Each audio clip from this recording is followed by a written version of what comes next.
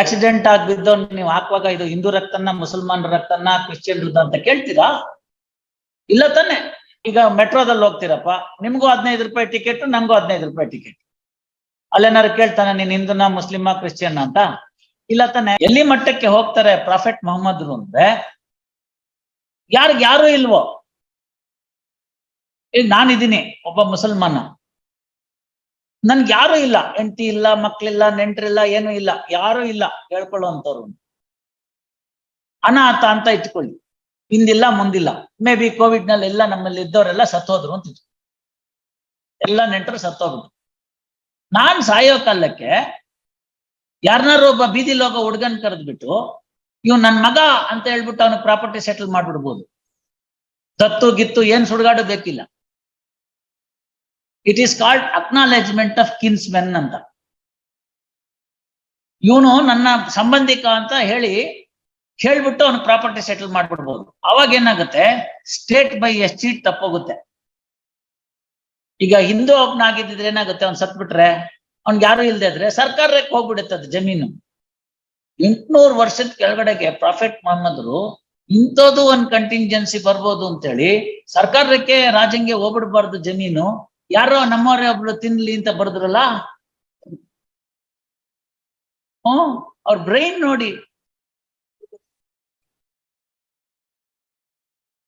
ಅದ್ರ ಮೇಲೆ ಒಂದು ಜಡ್ಜ್ಮೆಂಟ್ ಬಂತು, ಮೊಹಮ್ಮಡನ್ ಲಾ ನಲ್ಲಿ ಜಡ್ಜ್ಮೆಂಟ್ ಬಂತು ಮಧ್ಯಪ್ರದೇಶ ಹೈಕೋರ್ಟ್ ಅಲ್ಲಿ, ಗೊತ್ತಾಯ್ತಲ್ಲ. ಅದನ್ನ ನಾನು ಓದಕ್ ನನ್ಗೆ ಕೊಟ್ರು ನಮ್ಮ ಪ್ರೊಫೆಸರ್ ML ಇನ್ ಮೊಹಮ್ಮಡನ್ ಲಾ.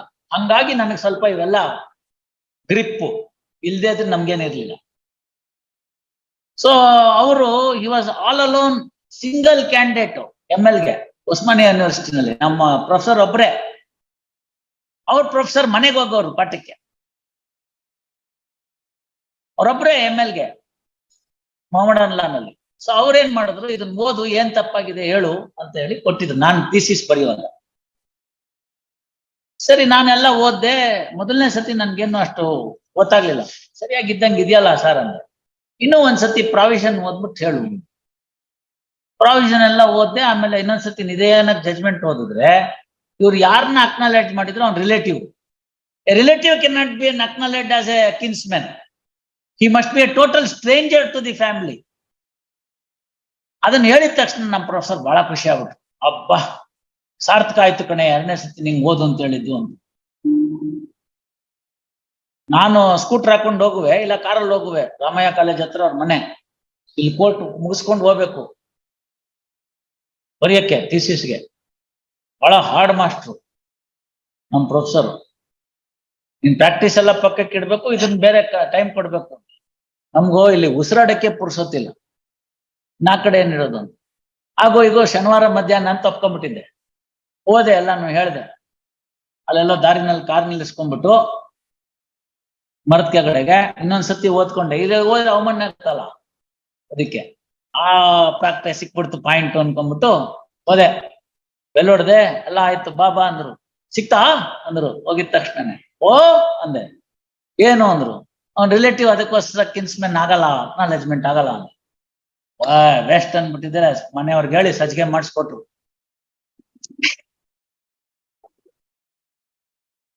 ಅದ್ಮೇಲೆ ಅದು ಆರ್ಟಿಕಲ್ ಬರೀಂದ್ರು, ಅಲ್ಲಿ ನಿಲ್ಲಿಲ್ಲ, ಆರ್ಟಿಕಲ್ ಬರೀಂದ್ರು, ಬರ್ದೆ. ನೆಲ್ಲ ಸ್ವಲ್ಪ ತಿದ್ದುಪಡಿ ಮಾಡಿ ನೀಟಾಗಿ ಮಾಡ್ಕೊಟ್ಬಿಟ್ಟು, ಹಂಗೆಲ್ಲ ಬರೀಬಾರ್ದು, ಜಜ್ಮೆಂಟ್ ಮೇಲೆ ಹಿಂಗ್ ಬರಿಬೇಕು, ಹಿಂಗ್ ಹೇಳ್ಬೇಕು, ಹಿಂಗ್ ಆಗ್ಬೇಕು ಅಂತೆಲ್ಲ ಹೇಳಿ ಅದನ್ನ ಮಾಡಿಫೈ ಮಾಡಿದ್ರು. ಮಾಡಿಫೈ ಮಾಡಿದ್ಮೇಲೆ ಏನು ಅಂದೆ, ಯಾರ ಕಳಿಸು ಅಂದ್ರು. ಹೋಗಿ ಪೋಸ್ಟ್ ಮಾಡ್ಬಿಟ್ಟು ಬಂದ್ಬಿಡೋಣ ಅಂತ ಕರ್ಕೊಂಡು ಹೋದ್ರು. ಇಬ್ರು ನಡ್ಕೊತಾ ಹೋದ್ವಿ ಕೋರ್ಟ್ ಆಫೀಸ್ಗೆ. ಅಲ್ಲೋಗಿ ಪೋಸ್ಟ್ ಮಾಡಿದ್ವಿ AARಗೆ. ಪಬ್ಲಿಷ್ ಆಯ್ತು ಆರ್ಟಿಕಲ್ ಮೊಹಮ್ಮಡನ್ ಲಾ ಮೇಲೆ,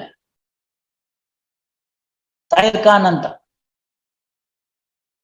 ಗೊತ್ತಾಯ್ತಲ್ಲ, ದಟ್ ಇಸ್ ದಿ ಪಾಯಿಂಟ್. ಅವತ್ತಿಂದ ಸ್ವಲ್ಪ ರುಚಿ ಸಿಕ್ತು.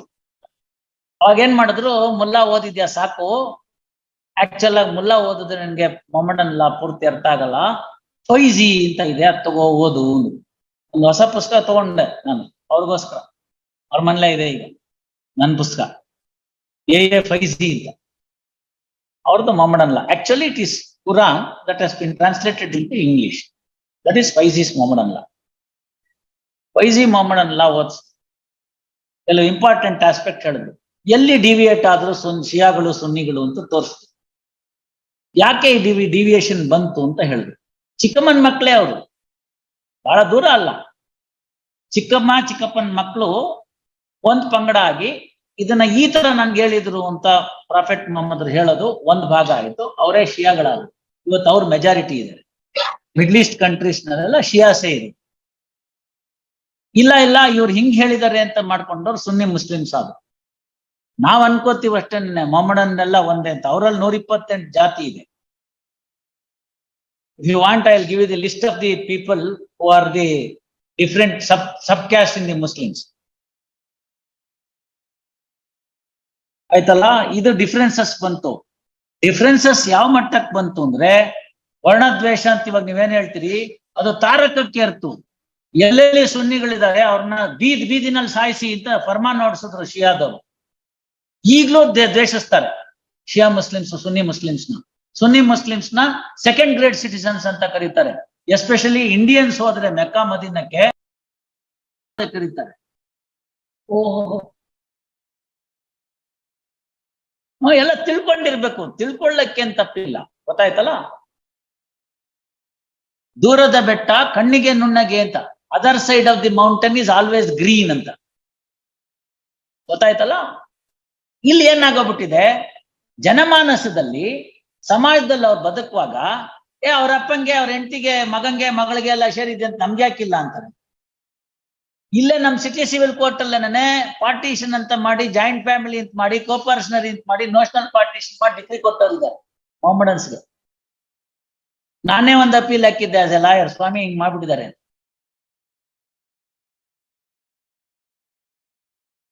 However, it was a common, because Bankapura was the area where ಇದು ಮೊಹಮ್ಮಡನ್ ಡಾಮಿನೇಟೆಡ್.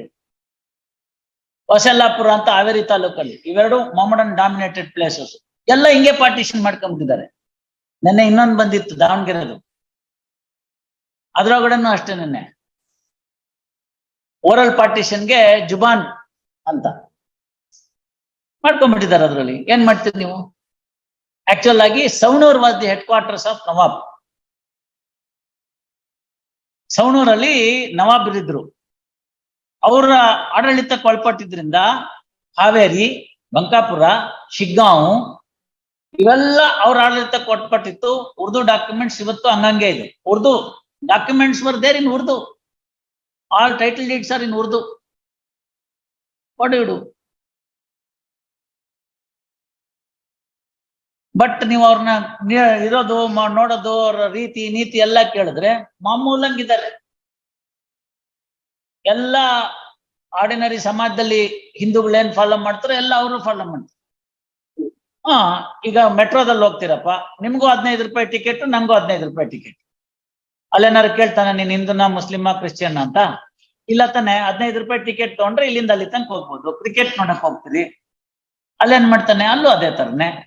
ಆಸ್ಪತ್ರೆಗೆ ಹೋಗ್ತೀರಿ, ಇಲ್ಲ ನಿನ್ ಮುಸ್ಲಿಮು, ನಿನ್ಗೆ ಈ ಕಡೆ ಇದೆ ಅಂತ ಹೇಳ್ತಾರೇನು?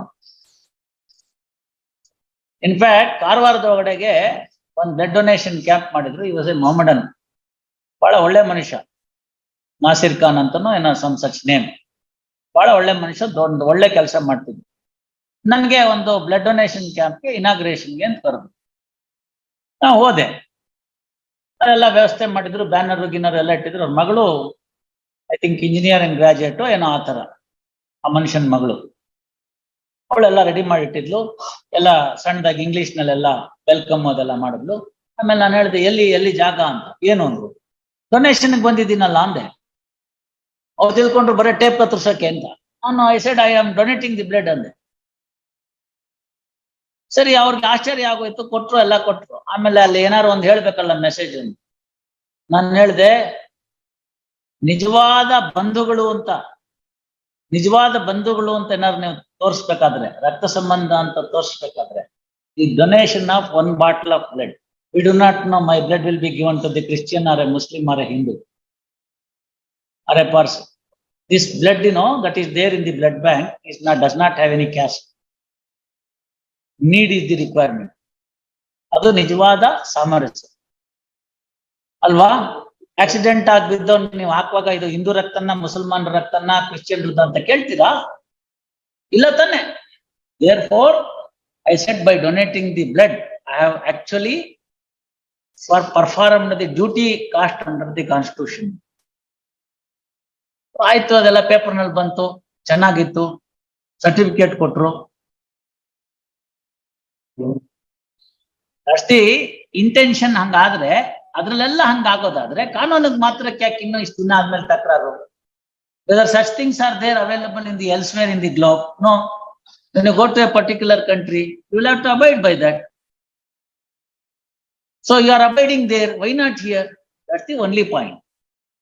ಮಾಡ್ಲಿ, ಅದೆಲ್ಲ ಪೊಲಿಟಿಸೈಸ್ ಮಾಡ್ಕೋತಾರೆ. ಕಾಮನ್ ಮ್ಯಾನ್ ದೃಷ್ಟಿಯಿಂದ ನೋಡೋದು ಬೇರೆ ಇರುತ್ತೆ. ಹಂಗಾಗುತ್ತೆ ಹಿಂಗಾಗುತ್ತೆ ಅಂತ. Man suffers more in imagination than in reality ಅಂತ. ಜಗದೀಶ್ ಅವ್ರೆ, ತಾವು ಹಿರಿಯರಿದ್ದೀರಿ, ಅನುಭವಸ್ಥರಿದ್ದೀರಿ, ಈ ತರ ಲಿಟಿಗೇಷನ್, ಸಿವಿಲ್ ಲಿಟಿಗೇಷನ್ ಪ್ಯೂರ್ ಆಗಿ ನೋಡಿದಿರಿ, ಒಳ್ಳೆ ಸಿವಿಲ್ ಆಫೀಸಿನ ಹಿನ್ನೆಲೆ ಇದೆ ನಿಮ್ಗೆ, ಆಯ್ತಲ್ಲ? ಅದೆಲ್ಲ ಗಮನದಲ್ಲಿ ಇಟ್ಕೊಂಡು, ವೇಗರೀಸ್ ಆಫ್ ಲಿಟಿಗೇಷನ್ ಇಟ್ಕೊಂಡು ಅವ್ರ ಜೊತೆ ಹೇಳಕ್ ಹೇಳಿ. ಅವರು ಅಷ್ಟೇ, ಇಷ್ಟ ದಿನದ ಮೇಲೆ ಅದನ್ನೆಲ್ಲ ಹರಿದಂಚೋಗಿರೋದನ್ನ ಅವ್ರಿವ್ರಿಂದ ಕಿತ್ಕೊಂಡು ಎಲ್ಲೆಲ್ಲೋ ಹೋಗಿ ಸೆಟ್ಲ್ ಆಗಿದ್ದಾರೆ. ಬಂದು ಅಲ್ಲೆಲ್ಲ ವ್ಯವಸಾಯ ಮಾಡ್ತೀನಿ ಅಂತ ಆಗ್ಲಿ ಏನೂ ಆಗೋದಿಲ್ಲ. ಕೊನೆಗೆ ಇವ್ರೂರಲ್ಲೇ ಸೆಟ್ಲ್ ಆಗ್ಬೇಕದು, ಇವ್ರಿಗೆ ಯಾರಿಗೋ ಕೊಡ್ಬೇಕು. ದುಡ್ಡಕ್ಕಾಸ್ತು ಏನಾದ್ರು ಲೆಕ್ಕಾಚಾರ ಮಾತಾಡಿ ಇಷ್ಟು ಅಷ್ಟು ಅಂತೇಳಿ ಅವ್ರವ್ರದನ್ನ ಕನ್ಸಲ್ಟೇಟ್ ಮಾಡ್ಕೊಳ್ಳಿ. ಗೊತ್ತಾಯ್ತಲ್ಲ? ಎರಡನೇದು, ಕೊನೆಗೆ ಏನಾಗ್ಬೇಕು ಅಂತ ಸಣ್ಣೂರಲ್ಲಿ ನಾನು ನಿಮ್ಗೆ ಹೇಳಿರ್ತೀನಿ, ಸಣ್ಣೂರುಗಳಲ್ಲಿ ಒಂದು ಕಮ್ಯುನಿಟಿ ಯುನೈಟೆಡ್ ಆಗಿರುತ್ತೆ.